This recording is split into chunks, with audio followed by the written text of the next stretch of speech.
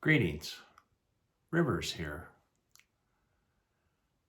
One of my favorite authors is a guy by the name of Brian Doyle. He passed away a few years ago from cancer. Apparently he had pretty funny kids. I have really funny kids. And he made this comment that I really loved. He said that children are comedy machines. I totally believe that. And I totally believe the fact that my grandchildren are maybe even better comedy machines. I want to tell you a funny story. It's a true story. Your uncle, Andrew, as you know, is a triplet.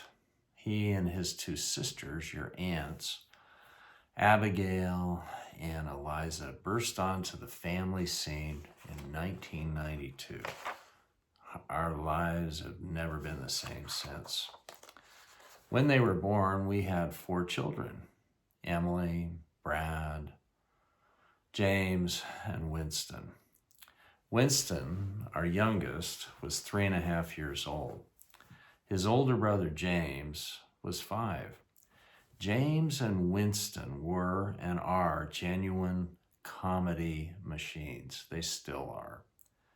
They were inseparable and sometimes insufferable partners in mischief and mirth. I'm not telling you anything you don't know, but sometimes older brothers can be hard on younger brothers. Though James and Winston loved Andrew, they also loved giving him a hard time. They could always count on a great reaction, sometimes a volcanic reaction from Andrew. Andrew was an intense, fun-loving child with a bit of a temper. He was also more than a little bit gullible, especially when he was young. The summer of 2000 was a real scorcher. James and Winston had way too much time on their hands. Bored out of their gourds, they turned to their little brother, Andrew, as an unwitting yet highly productive source of laughs and cheap labor. James and Winston started telling whoppers to Andrew about a secret, magical place known only to James and Winston, which they called the second basement.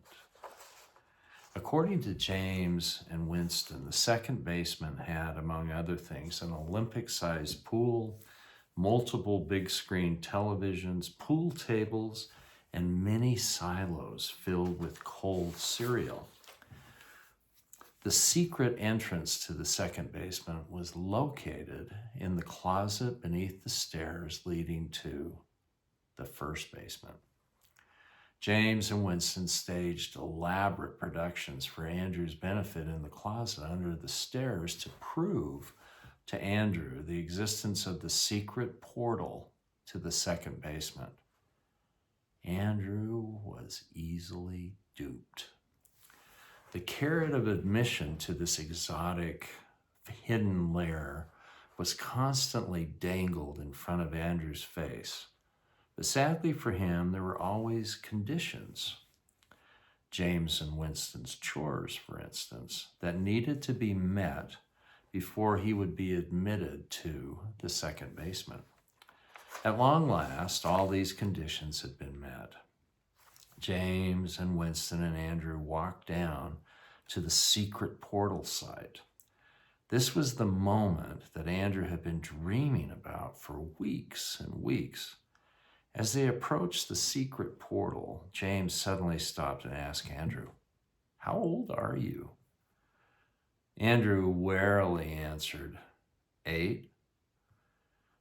James sadly shook his head. He said, "I'm sorry, Andrew, but you have to be 12 to enter the second basement." Andrew quickly responded, "But Winston is only 11. James quickly recovered. "He's a founder." "A founder?" Andrew was crushed. He reacted in a predictably volcanic fashion to this nasty bit of news. Now, you might be asking yourself the question, where were Queenie and Rivers when all this stuff went down? It's a good question. The first time I heard about the second basement was around the Sunday dinner table. At the dinner table, I looked Andrew square in the eyes and I said, Andrew, there is no such thing as the second basement. Don't you think that I would know about the second basement? Andrew was confused. His lovable, big, dumb, happy guy father was telling him the second basement was a total sham, yet he desperately wanted to believe the bodacious claims of his goofball brothers. What's an 8-year-old boy supposed to do? Believe his goofball brothers. There is one lovely mental picture in this steel trap mind of mine that I pray will never be taken or robbed by dementia or Alzheimer's.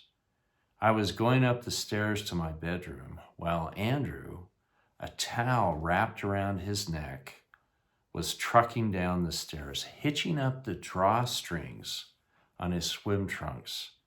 He had a huge smile on his face. He had finally met all the conditions. He was on his way to the second basement for a swim in the Olympic-sized pool. That's my story, and I'm sticking to it.